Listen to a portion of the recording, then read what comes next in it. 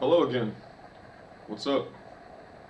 If you don't know me, I'm Redfeather Free, the Dragon Shaman. Thank you for tuning in. Today we're going to have a little spot of tea, listen to a little Johnny Cash, and discuss a couple things to do with the Kabbalah, yoga, meditation, and listening to yourself. First of all, I wanted to share this fortune I had. In dreams and in life, nothing is impossible. And I just happen to be wearing this super sweet shirt that I got from the flea market with Albert Einstein's face on it. It glows in the dark, and it shows all the galaxies and like the universe. You can see it's a pretty awesome shirt. It's totally wicked. But it's got a super sweet quote on it too, which totally makes me think Albert Einstein may have taken the magic mushroom at one point in time.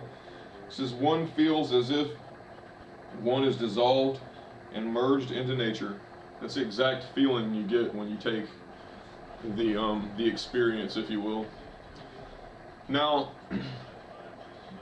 about a week ago, I suppose I published a video now where I was doing a study in Manly P. Hall's The Secret Teachings of All Ages, specifically about the Kabbalah and the history of the Kabbalah. And I want to continue studying and sharing on the Kabbalah as much as I can, because I think it's the fundamental basis of the modern occult knowledge that we've accumulated over the last couple millennium, managed to put back together. I think it's best exemplified in one system, and that system is the tarot. And I think the tarot of Aleister Crowley in the Rosicrucian deck, the Book of Thoth, is the best, but I don't think it's 100% accurate. As I've already stated, I think, as was given to me in a vision, a dream vision, that the suits are out of order, and it needs to be wands, swords, cups, and discs, and not wands, cups, swords, and discs like it is currently. And I've explained this in other videos. Take a listen to that. It makes sense when you really think about it. The order that I suggest, it's a much more natural order, and it reflects the actual chakras, the four main chakras, if you will. So, after I made that video, though, one of my friends asked me to make a video, or what I knew about Schopenhauer and the Qlipoth. And the Qlipoth is what you could call the tree of death. It's the negative image of the Kabbalic Sephirothic tree of life. And the Sephiroth on the Qlipoth, or the tree of death, are what are referred to as shells. That's what Qlipoth means, is shells, or demons. And it is ruled over by Samael, the archangel of darkness, and his wife is the harlot, and together they produce the beast. And this trinity overrules the lower levels of the tree of death, which correspond to the 7 layers of hell. I see this as being basically correspondent to the tree of life, and that both of them need to be understood in order to harness the true power of the Kabbalah. Now, life has a way of sending us messages to reinforce certain things, to let us know that we're on the right track or we're thinking right. And I've been studying, he asked me 2 specific things about Schopenhauer and the Qlipoth, and both of them I was relatively ignorant of before I got into deeper studies, and I'm still relatively ignorant of, to be perfectly honest. But when I'm doing research, I tend to follow my instinct and my intuition, as it just gives me guidance, so to speak. And I use Google Play, the Google Play apps, and Google Books regularly. I have well over 500 books in my library, and they're all free. I got them all from the public domain. They've all been digitized by Google and the awesome people there. Thank you very much. So I started my my research into trying to answer my friend's query to make this video with Schopenhauer, and I picked up the world as will and idea. And as I was reading through it, and just before it even got to the book, they started talking about other philosophical texts that have been published and translated into English. And I see the ethic demonstrated in geometrical order and divided into 5 parts, which treat 1 of God, 2 of the nature and origin of the mind, 3 of the origin and the nature of the effect, and 4 of the human bondage or of the strength of the effects, and 5 of the power of the intellect or the human liberty, or of human liberty, by Benedict de Spinoza. And I've heard of Spinoza, and as a philosopher, a philosophy student, trained at the university, we never studied him. Maybe at graduate school they do, but not in the lower level, unless you really are taking some advanced philosophy courses. But in the general political philosophy that I study, we worked mainly with Socrates and Plato, and René Descartes, Friedrich Nietzsche, a wide range, Aristotle, a wide range, but you have to understand you only got 4 years. They don't, and a lot of the professors don't have any inkling of what this actual philosophy entails. So then I went and I downloaded The Ethic Demonstrated in Geometrical Order by Spinoza. As I was reading through it, it read to me very much like he was trained in the Kabbalah. His definitions of what God is and these things, his conceptions of the infinite and the descending will or necessity, as he calls it, into matter, and ultimately he proves that every being or essence is infinite and individually unique. However, there is one substance that permeates all things, and that is connected, and therefore in our oneness and individual infiniteness, we're also all connected to the infinite. And this is very hard for most people to grasp, so I'll stop there. But just to let you know what else I'm studying, I have the Voynitch Manuscript in front of me, and I've been looking at that quite intently. It's obviously a script, standard left to right written calligraphy, and there are many repeated words and letters, so I think it's not impossible to decipher, especially if you place numbers, do number substitutes for the letters, and see there if there's repeat messages, because it could also be linked through something like gematria or notakarian, which is where the first letter of each word in a sentence is actually another word. Lots of different possibilities. Obviously, the person that wrote it and took the time to create it didn't just do it for their leisure. There's something there, and I think we should look into it greater. I haven't looked at it in depth enough to even begin to try and deduce exactly what it is. Some of the stuff looks like it could be drawings of fauna or life or bacteria at a microscopic level, or even cellular function. Some of the stuff you've never seen before. It's just like fanciful drawings of vegetables and things like that, plants and trees, and really interesting interconnected roots. It's a very intriguing book, and it's also, obviously caused a lot of people to scratch their heads over the years as they've attempted to decipher it, only to be met with frustration.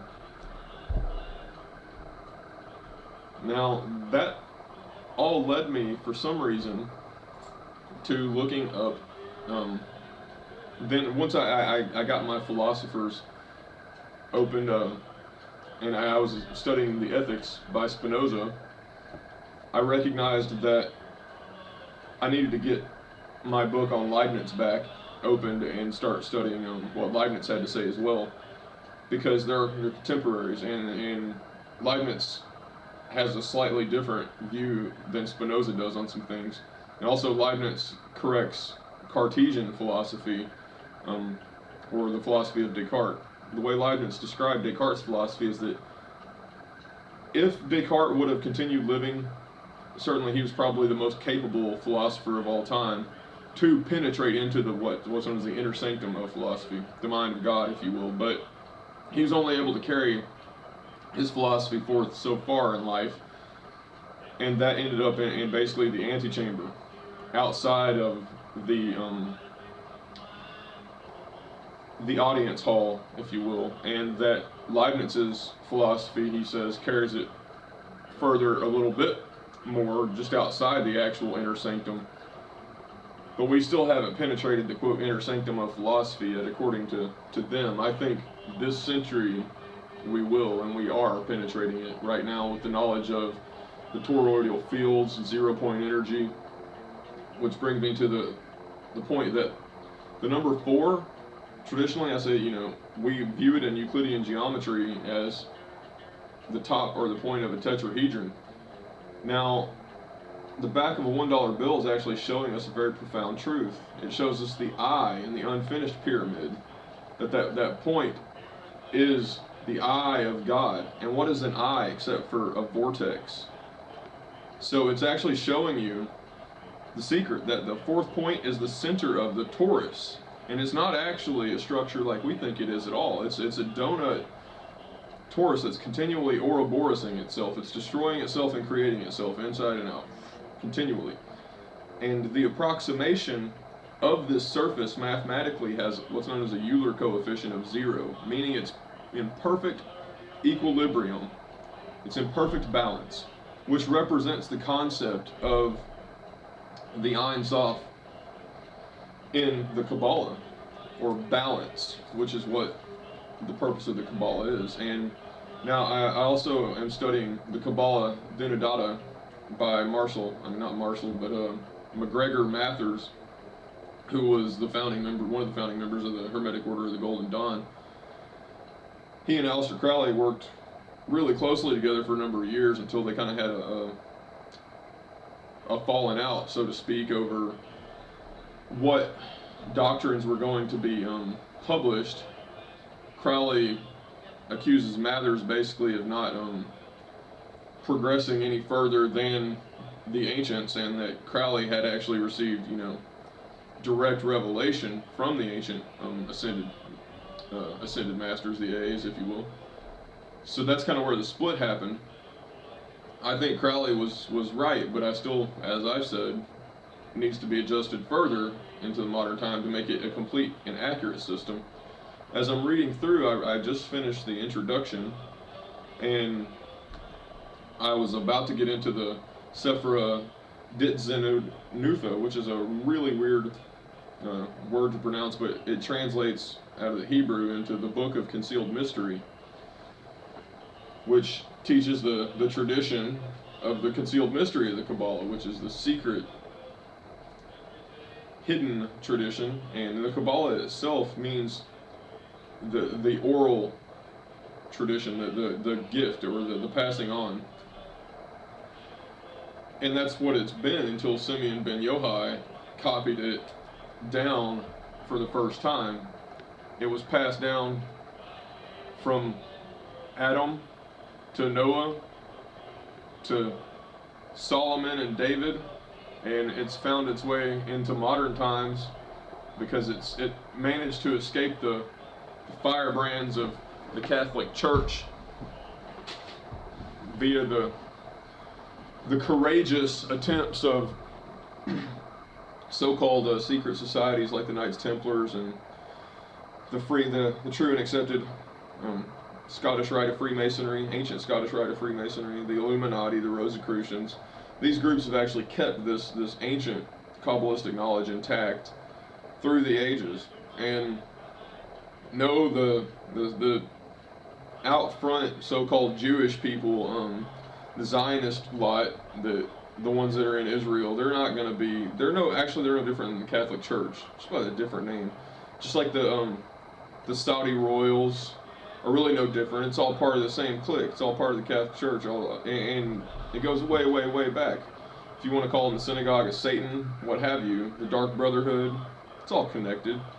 They seek to suppress the truth, twist it, attack people who speak out about it, assassinate them, burn them at the stake, You know, they seek desperately to control the minds of the masses, because as soon as people start to think freely, they no longer accept the chains of bondage which have been placed upon them since birth by the Dark Brotherhood. Hence is why I call the revolutions of 1776 and 1789 the revolutions of the Illuminati, or Illuminati revolutions. Is because not like the bad Illuminati, like they try to get you to think everyone in Hollywood or all these stupid bankers and shit are Illuminati. It's absolutely not the case. Do they understand this knowledge? Do they probably use the knowledge of the Kabbalah for their own ends? Probably, but that doesn't mean that the knowledge is evil or bad in and of itself. In fact, if you have the knowledge, you have the key. You know, you shall know the truth, and the truth shall make you free, according to the words of the man they call Jesus Christ. So, just to wrap this video up here and kind of put a point on it, why I even made it today. I'm not going to do a lot of studying. I just kind of let you know where I'm at and what I'm looking at. You know, on one screen I have 5 books open, all average 300 to 500 pages. You know, that's my typical day of research, and every day I'll end up gaining another book that I need to look in. So it's kind of like this never-ending spiral of philosophy, and I try to pause myself, slow myself down long enough to take, you know, and absorb extracts from these lessons that I'm getting to share them with you, which is why I'm making these longer videos, you know, 30, 45 minutes, an hour sometimes. And in fact, I'm starting some other things too, like a blog talk radio. I'm going to be sharing the audio transcripts, if you will, via the radio show. I'm also starting up Udemy courses to teach philosophy, mysticism, alchemy, the Kabbalah, these things to people, because I feel like this knowledge needs to be spread. Because as I said, the Illuminati revolution, 1776, 1789, why we had those revolutions, why we gained freedom, why we gained the first documents that ever gave man individually a place of freedom and self-determination, is because of this ancient mystic knowledge permeating and being reborn during the Renaissance, and then subsequently being spread through the masses of the intelligentsia, if you will, the learned men of the day, the reading lot, during the 16th and 17th centuries. And then in the 18th century, finally they started having revolutions on a massive scale to try and upset the old status quo of the church and the crown ruling over men, and men not having any sort of freedom or say or determination in their lives. Not that in modern times these original revolutions have led us back into anything other than another form of tyranny. The point is that when you have a spread of knowledge like they had, thanks to the invention of the printing press and the equivalent of social media chat rooms back in the day, which were coffee houses and printing press houses, they spread knowledge ubiquitously, so that the relatively common man had a fairly sound understanding of things that a couple centuries before were relegated to the priest class or the ruling elites. And it doesn't take much, once you're, quote, awakened, to see your situation around you, to become rather incredulous at the fact that you're enslaved, and to want to free yourself from that burden of slavery. It's the only goal that humanity has sought for throughout all of history. And in fact, it is the goal of history, is the emancipation and the freedom of man. So, I was trying to figure out, you know, if I wanted to actually make a video lesson today or what, or even if I wanted to make a video. So I just decided to go to the spot over here in the woods behind my house and meditate. And I like to meditate naked, nude, because it's unencumbering, if I can anyways. And it's rather cold outside today. In the sun, when I first got out there, it might have been in the 40s, 45, which gave me something to, you know, focus on my breathing. And I was sitting trying to read instead of abstractly meditating. I was just sitting in the asana and doing a pranayama while reading, absorbing the knowledge as much as I could. And I was there for maybe 25 minutes till the sun went over the hill in front of me, and then I sat in the shade for maybe another 10 minutes. It started to get pretty cold, down into the 30s. So I was like, okay, I'll get dressed and leave and go make a video, I guess. So as I was getting dressed, I heard a ringing in my right ear, a beep, and something told me a long time ago. I seen a video or something on YouTube, I don't know, but someone was talking about how that's a signal that you're about to receive a message from higher self. And it's specific, like which ear you're like hearing it in. Because normally the tinnitus that I've got from being in the military is on like my left ear predominantly. So when I heard this, I was like, and I listened really intently, and I was like, I'm in the middle of the woods. There's no way that could have been anything other than me just hearing it. So I was listening to my thoughts, trying to contemplate and not force anything as I walked back up to the entrance to the trail into the woods that I'm on, and I heard some giggling or some talking, and I was like, oh, interesting. And as I walk up, at the beginning of the trail, mind you, is like a little prayer pavilion next to this church, and it's got a cross. And I've actually had a very profound experience there. I'll tell you about it in a second. But as I'm walking up, I'm looking around thinking that maybe there's somebody up there with another dog, because my dog was running around off the leash, and I was just wanting to be courteous. If they had an animal and they didn't want them to interact or whatever, I was going to put my dog back on the leash. But I saw that it was a woman that I've met a couple times before at this prayer pavilion. And both times that we've met previously were completely random, and completely random times of the day. Both different times of the day. It's just we met, and both experiences were really profound. The first time that we met, it was just after I'd started referring to myself as Redfeather, because for the longest time I went by Ronan Savage.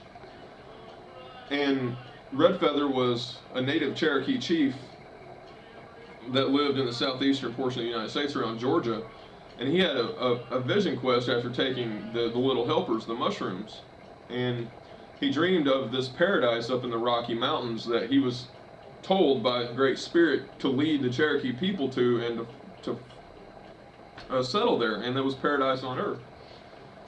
Well, he followed his vision, and he ended up going to this place in modern times known as Red Feather Lakes, Colorado, which is actually at the headwaters in the Rocky Mountains of one of the tributaries of the Mississippi River, the North Platte River. The 5 lakes that are up there in Red Feather Lakes, they go directly into the North Platte and then directly into the Mississippi. And this area was a basic hunters fishing paradise. The Cherokees arrived, and it was literally just like his vision had shown. Unfortunately, however, it didn't take long for the other tribes around that area to figure out that the Cherokee had found something real special, and they wanted to try and take it for themselves. Redfeather was not a real big war chief, if you will, but he was fearless in battle and extremely brave. He didn't want war, he wanted peace, but he fought to defend what Great Spirit has led the people to. Eventually, in a battle versus, I believe it was the Comanche, the Cheyenne, and the Apaches, he was killed in battle, and that was his life. And now the area is named for him, Red Feather Lakes, Colorado, which ironically is advertised as a hunting and fishing paradise for the yuppie white folks these days, and it's not the spiritual promised land of my people, of the Cherokee people, the nation. You know, our nation was promised that by Great Spirit, and he led us there. That's our land, you know, that's all humanity's land, is in fact what I was getting at. The first day I met this lady, her name is Azar. She asked me if she could pray for me. She looked at me, and I was sitting there in my normal get-up. I had a camouflage boonie cap on, and I was reading my laptop, something about spirituality that day. I think it had to do with All Sheath Day, or Sheath Day, which I woke up from a dream, and I was told in my dream I needed to research Sheath Day, or a holiday to do with the sheath. And when I did that, I found a writing from the spiritual guru telling the story of Lord Naranda in Hindu mythology, and one of his servants, Narayana. And it talked about how we have scabbards to fill, which kind of correspond to like Maslow's hierarchy of human needs, sort of. And each scabbard, you say you fill like your clothing scabbard, or your food scabbard, or your entertainment scabbard. But we all have one scabbard that we strive our entire lives to fill. It's the most important one, and we try to put everything in there that we possibly can, and nothing fits, and nothing's quite right. And it's because we haven't filled that one with the Spirit. That's our spiritual scabbard, and the only way to fill that is with bliss.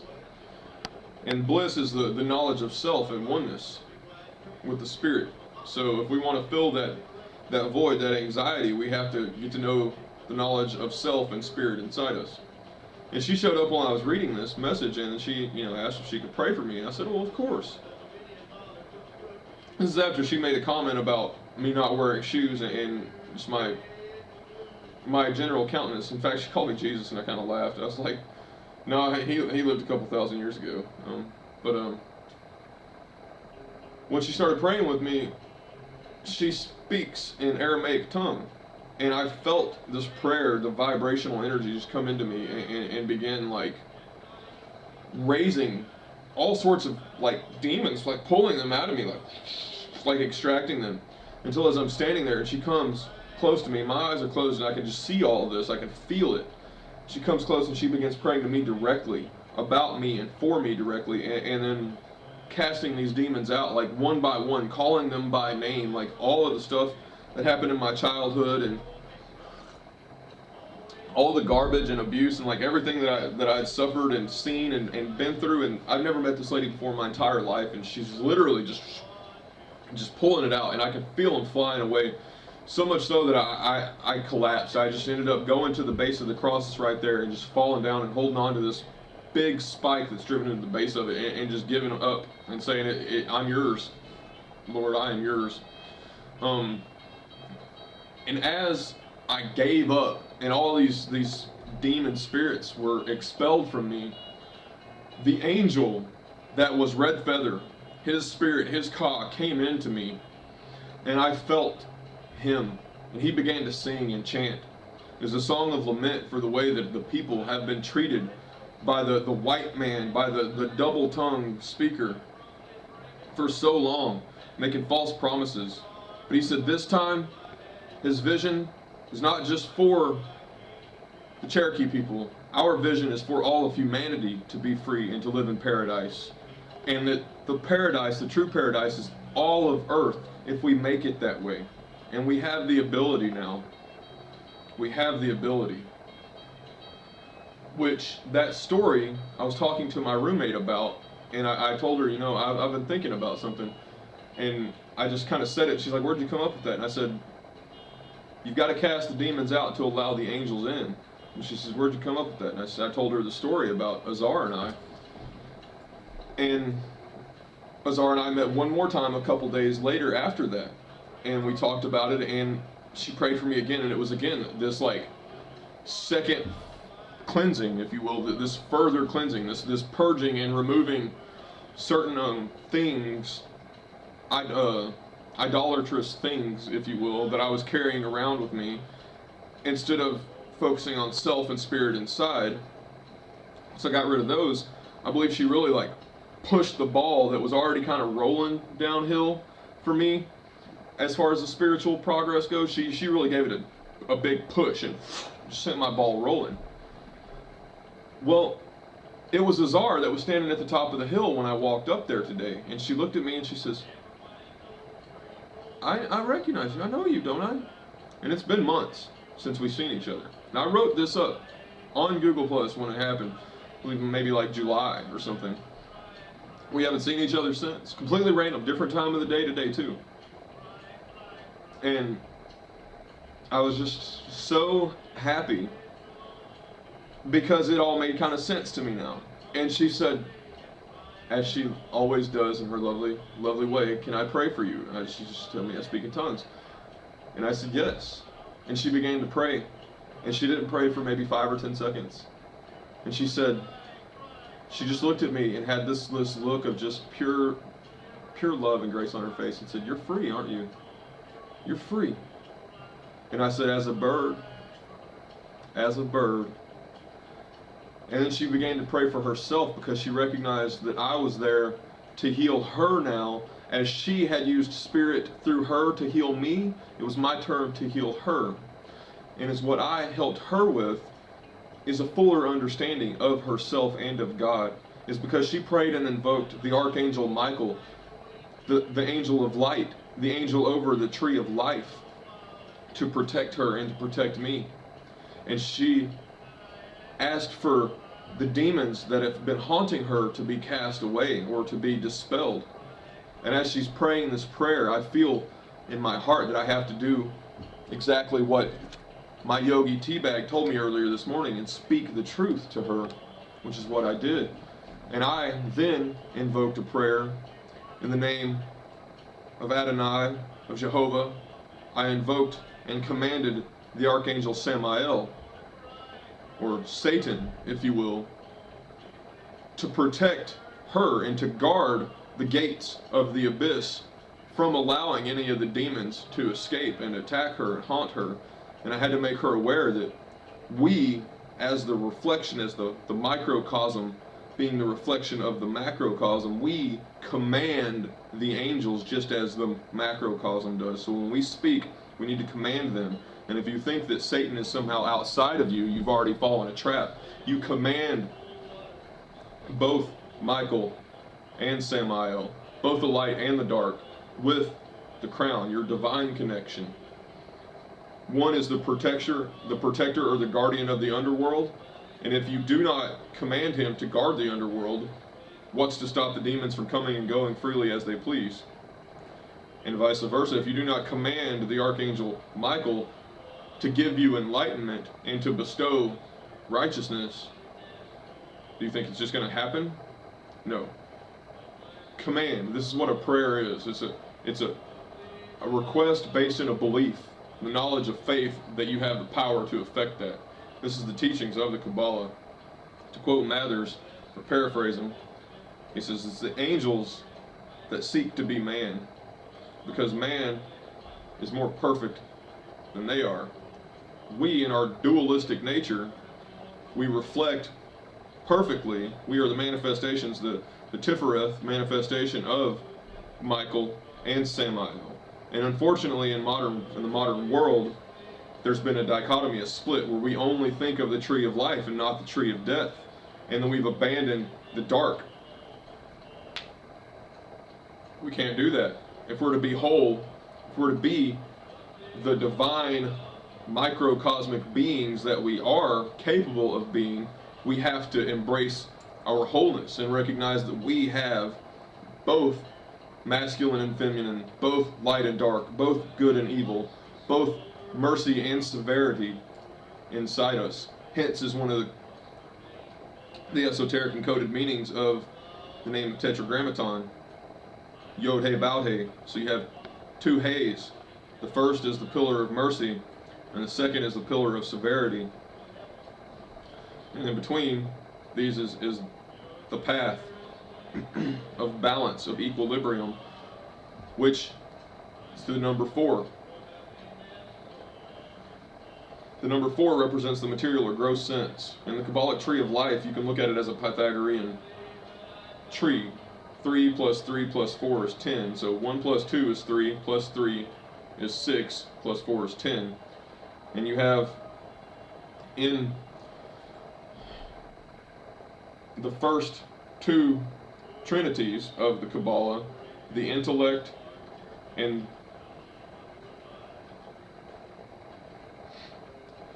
the spiritual, and then in the fourth, or the third trinity plus 1, which you actually have 4, because there are 3 trinities, but the fourth, or the third trinity is actually a quaternary. It's the completion. It is the Magick number. And in the 4, you contain the material elements, or the cherubim, which create man. And the 4th is the bride. She's matter, which is the bride of the spirit, which creates the body or the vessel to contain the essence or the substance spoken of by Spinoza in the individual being, in the individual man. I felt when I told her and when I invoked Samael's name, I knew that she was not aware. She says, "Who is Samael?" I knew that I dispelled ignorance from her right then and there. And also when we were talking of the last encounter that I had where I tossed away an idolatrous object, and she said, "That's not of God." I said, "Everything is of God. How could it not be?" Dispelled the ignorance, the fear from her, and also gave her the knowledge that she commands. She has the power to command, and she has to invoke that power, or else it'll run wild. And you only know this power by knowing yourself. The mind is the ultimate and most powerful object in all of creation. And the passions and the reason are both united in the mind. The mind contains all. It is capable of containing a contradiction.